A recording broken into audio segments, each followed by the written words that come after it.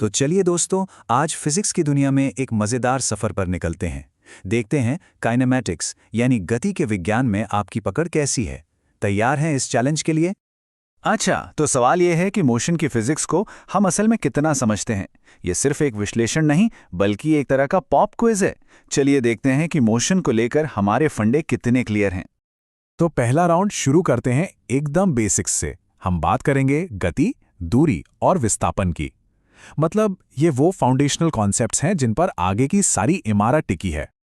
तो पहला सवाल स्क्रीन पर है। किसी भी ऑब्जेक्ट ने जो टोटल रास्ता तय किया है उसे क्या कहते हैं? सोचिए, आप घर से दुकान तक गए, हर गली हर मोड़ से होते हुए। तो वो जो पूरा रास्ता है उसे हम कहते हैं दूरी। मतलब आपकी यात्रा की पूरी लंबाई।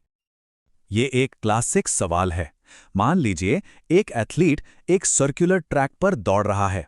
वो जहां से शुरू हुआ ठीक वहीं पर आकर एक चक्कर पूरा करता है। अब विस्थापन का मतलब होता है स्टार्टिंग और एंडिंग पॉइंट के बीच की सीधी दूरी। क्योंकि यहां दोनों पॉइंट एक ही हैं, तो विस्थापन क्या होगा? बिल्कुल सही, 0। अब बात करते हैं स्केलर और वेक्टर क्वांटिटीज की। स्केलर यानी अदिश राशि वो होती है जिसमें सिर्फ मैग्नीट्यूड होता है, मतलब सिर्फ कितना, डायरेक्शन का कोई लेना देना नहीं। तो इन ऑप्शंस में से चाल या स्पीड हमें सिर्फ ये बताती है कि कोई चीज कितनी तेज है, ये नहीं कि किस दिशा में। इसलिए चाल एक अदिश राशि है। और ये स्लाइड देखिए, पिछले सवाल और एकदम क्रिस्टल क्लियर कर देती है। एक तरफ है चाल, मतलब कितना तेज। दूसरी तरफ है वेग, मतलब कितना तेज और किस दिशा में। ये एक छोटा सा लेकिन बहुत ही जरूरी फर्क है। चलिए अब लेवल थोड़ा बढ़ाते हैं और दूसरे राउंड में चलते हैं। यहां हम एक्सेलरेशन और मोशन को ग्राफ के जरिए समझने की कोशिश करेंगे। अच्छा, सवालों पर जाने से पहले इस परिभाषा को समझना बहुत जरूरी है। देखिए, एक्सेलरेशन का मतलब सिर्फ स्पीड बढ़ाना नहीं होता। इसका मतलब है वेलोसिटी में किसी भी तरह का चेंज, चाहे गाड़ी की स्पीड बढ़ रही हो, ब्रेक लग रहे हो या फिर वो मोड़ ले रही हो। फिजिक्स में ग्राफ पढ़ना एक सुपर इंपॉर्टेंट स्किल है। तो एक वेलोसिटी टाइम ग्राफ का जो स्लोप होता है, मतलब उसकी जो चढ़ाई है, वो हमें क्या बताती है? वो स्लोप हमें बताता है कि टाइम के साथ वेलोसिटी कितनी तेजी से बदल रही है। और वेलोसिटी में बदलाव की दर को ही तो हम त्वरण कहते हैं। ठीक है, उसी ग्राफ से जुड़ा एक और सवाल। अगर स्लोप एक्सेलरेशन है, तो फिर ग्राफ की लाइन के नीचे का जो पूरा एरिया है वो क्या दिखाता है?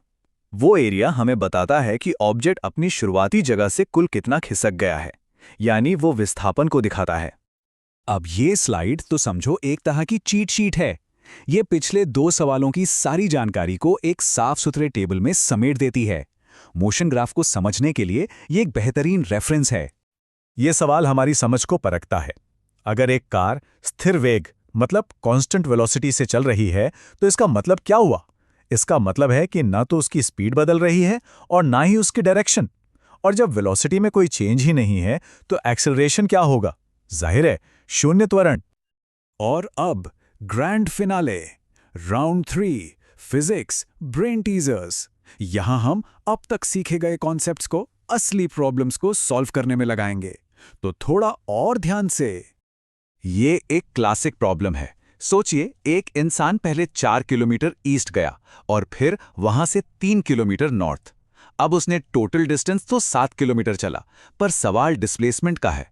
तो स्टार्टिंग पॉइंट से एंडिंग पॉइंट तक की सबसे छोटी दूरी क्या होगी?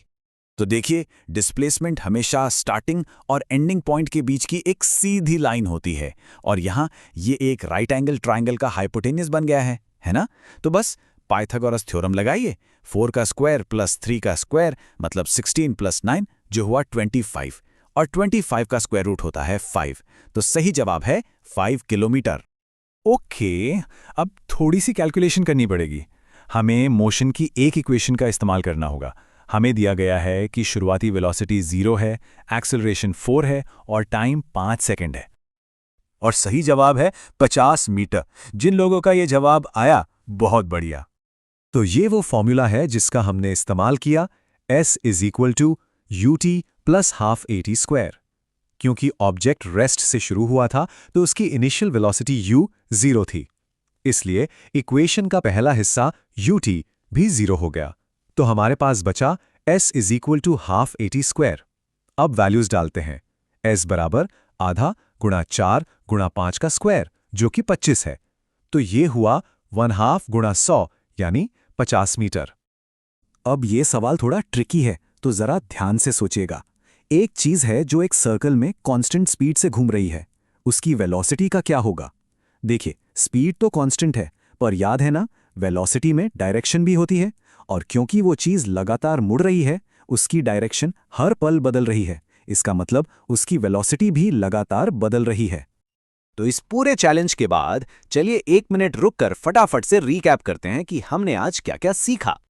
तो ये रहे आज के की टेकअवेज।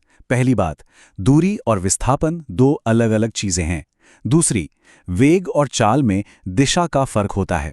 तीसरी, त्वरण का मतलब सिर्फ तेज होना नहीं, बल्कि वेग में कोई भी बदलाव है। और आखिर में, मोशन ग्राफ एक तरह से किसी ऑब्जेक्ट की जर्नी की पूरी कहानी बता देते हैं। और जाते जाते मैं एक सवाल सबके लिए छोड़कर जा रहा हूं, जरा इसके बारे में सोचिएगा। जब हम किसी गेंद को सीधा हवा में ऊपर फेंकते हैं, तो सबसे ऊंचे पॉइंट पर एक पल के लिए उसका वेग 0 हो जाता है। पर क्या उस पल उसका त्वरण भी 0 होता है? ये एक ऐसा सवाल है जो हमें मोशन के बारे में और भी गहराई से सोचने पर मजबूर करता है।